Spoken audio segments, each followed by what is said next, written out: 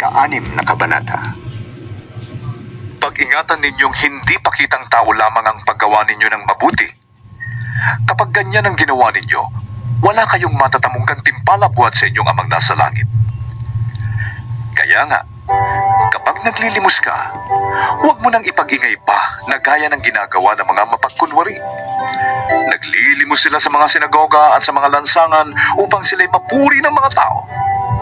Sinasabi ko sa inyo, tinanggap na nila ang kanilang gantimpala. Sa halip, kapag naglilimos ka, huwag mo nang ipaalam ito sa pinakamatalik mong kaibigan.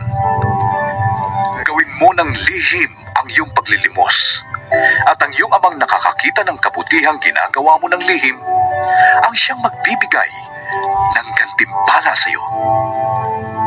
Kapag nananalangin kayo, huwag kayong tumulad sa mga mapagkunwari.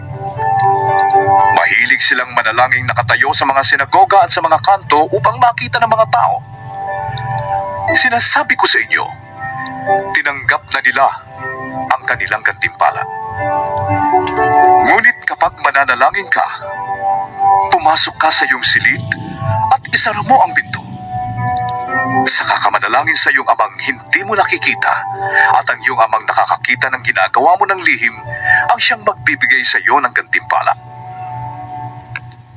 Sa pananalangin ninyo'y huwag kayong gagamit ng maraming salitang walang kabuluhan, gaya ng ginagawa ng mga hindi nakakakilala sa Diyos.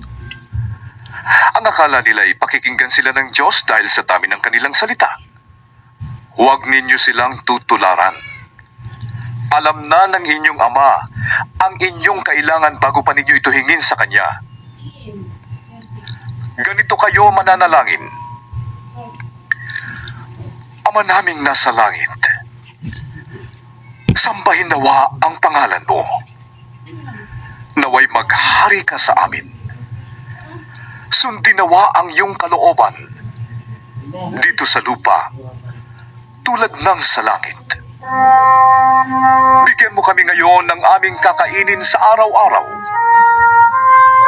at patawarin mo kami sa aming mga kasalanan, tulad ng pagpapatawad namin sa mga nagkakasala sa amin.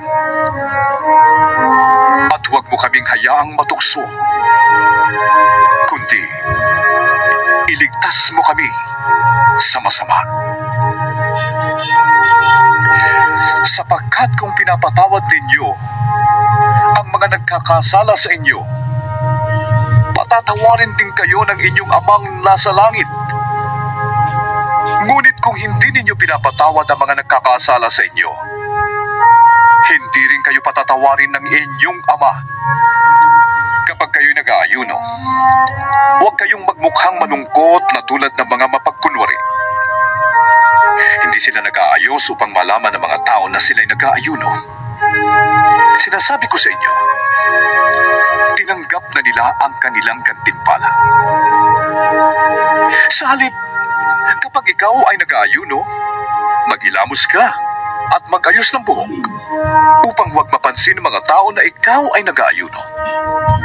Ang iyong Amang hindi mo nakikita ang tanging makakaalam nito.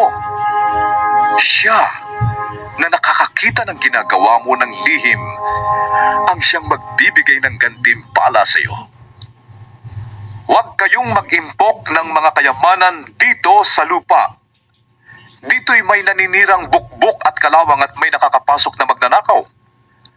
Sa halip, mag-impok kayo ng kayamanan sa langit.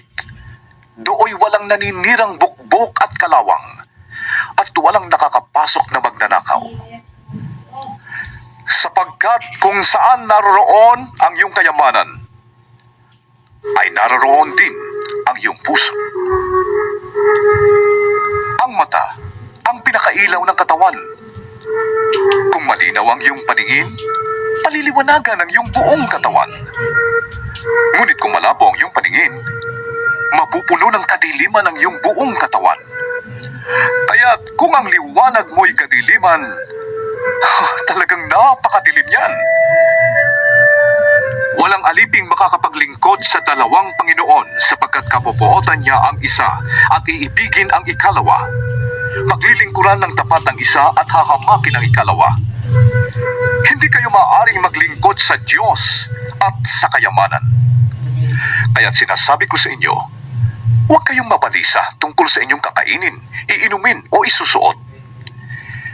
Hindi ba't ang buhay ay higit na mahalaga kaysa pagkain at ang katawan kaysa damit? Masdan ninyo ang mga ibon. Hindi sila nagtatanim ni umaani o kaya'y nagtitipon sa kamalig. Ngunit pinapakain sila ng inyong amang nasa langit. Hindi ba't higit kayong mahalaga kaysa mga ibon? Sino sa inyo ang makapagpapahaba ng kanyang buhay kahit kaunti man lamang sa pamamagitan ng kanyang pagkabalisa? At bakit kayo nababalisa tungkol sa pananamit? Isipin ninyo kung paano tumutubo ang mga bulaklak sa parang. Hindi sila nagtatrabaho ni gumagawa ng damit. Ngunit sinasabi ko sa inyo, kahit si Solomon na napakayaman ay hindi nakapagdamit ng singganda ng isa sa mga bulaklak na ito. Kung dinadamitan ng Diyos ang damo sa parang, na buhay ngayon at kinabukasan ay ginagatong sa kalan, kayo pa kaya? Kay liit ng inyong pananampalataya sa Kanya. Kaya't huwag kayong mag-alalang baka kayo kapusin sa pagkain, inumin o damit. Ang mga taong hindi nakakakilala sa Diyos ang nababahala sa mga bagay na yan. Alam ng inyong amang nasa langit na kailangan ninyo ang lahat ng yan. Salit, ang pagsikapan ninyo ng higit sa lahat ay ang pagharian kayo ng Diyos at mamuhay ng ayon sa Kanyang kalooban. At ibibigay niya sa inyo ang lahat ng inyong kailangan. Kaya nga, huwag ninyong ikabahala ang para sa araw ng bukas. Saka na ninyo ito harapin kapag dumating na. Sapat na ang inyong mga suliranin sa bawat araw. Ikapitong kabanata. Huwag kayong humatol nang kayo'y di hatulan ng Diyos, sapagkat hahatulan kayo ayon sa paghatol ninyo sa iba. Susukatin kayo ayon sa panukat ninyo sa iba. Bakit mo nakikita ang puwing sa mata ng iyong kapatid, ngunit hindi mo pansin ang trosong nasa iyong mata? Paano mong masasabi sa iyong kapatid, halika't aalisin ko ang puwing mo, gayong troso ang nasa mata mo? Mapagkunwari, alisin mo muna ang trosong nasa iyong mata, at sa gayon, makakakita kang mabuti at maaalis mo ang puwing ng iyong kapatid. Huwag ninyong ibigay sa aso ang bagay na banal. Baka pagkatapos ay kayo pang balingan nila at sakmalin. Huwag ninyong ihagi sa baboy ang inyong mga perlas, sapagkat yuyurakan lamang nila ang mga yun. Humingi kayo, at kayo'y bibigyan.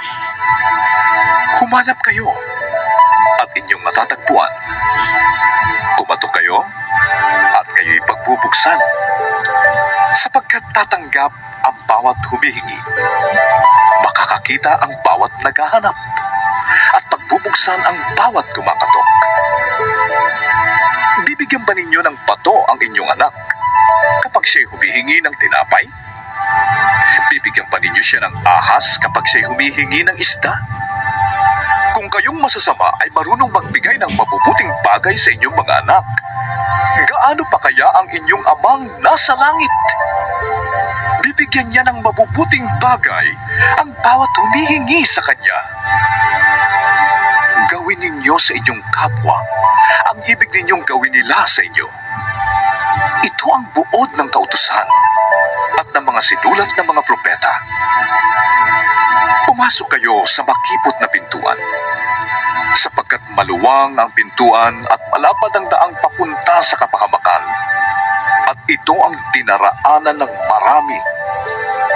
Ngunit makipot ang pintuan at makitid ang daang papunta sa buhay, at kakaunti ang nagdaraan doon. Mag-ingat kayo sa mga hindi tunay na propeta.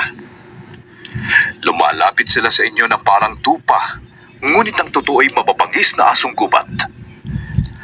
makikilala ninyo sila sa kanilang mga gawa.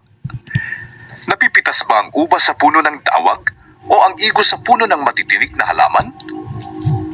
Mabuti ang bunga ng mabuting puno, subalit masama ang bunga ng masamang puno. Hindi maaaring mamunga ng masama ang mabuting puno at hindi maaaring mamunga ng mabuti ang masamang puno. Ang bawat punong hindi mabuti ang bunga ay puputulin at itatapon sa apoy. Kaya't makikilala ninyo ang mga hindi tunay na propeta sa kanilang mga gawa. Hindi lahat ng tumatawag sa akin, Panginoon, Panginoon, ay papasok sa kaharian ng langit, kundi ang sumusunod lamang sa kalooban ng aking amang nasa langit. Sa araw ng paghuhukom, marami ang magsasabi sa akin, Panginoon, hindi po ba kami ay nagpahayag ng mensahe mula sa Diyos? Nagpalayas ng mga demonyo at gumawa ng mga himala sa iyong pangalan? Ngunit sasabihin ko sa kanila, hindi ko kayo nakikilala. Lumayo kayo sa akin, mga mahilig gumawa ng masama. Kaya't ang bawat nakikinig at nagsasagawa ng mga aral kong ito ay may tutulad sa isang taong matalino na nagtayo ng kanyang bahay na ang pundasyon ay bato. Umulan ng malakas, bumaha, at binayo ng malakas na hangin ang bahay na yon. Ngunit hindi nagiba sapagkat nakatayo sa bato. Ang bawat nakikinig ng aking salita, ngunit hindi naman nagsasagawa ng mga aral na ito, ay may tutulad naman sa isang taong hangal na nagtayo ng kanyang bahay sa buhanginan. Umulan ng malakas, bumaha at pinayo ng malakas na hangin ang bahay. Bumagsak ang bahay at lubusang nawasak. Namangha kay Jesus ang mga tao nang kanilang marinig ang mga turong ito, sapagkat nagturo siya ng may kapangyarihan, hindi tulad ng mga tagapagturo ng kautusan.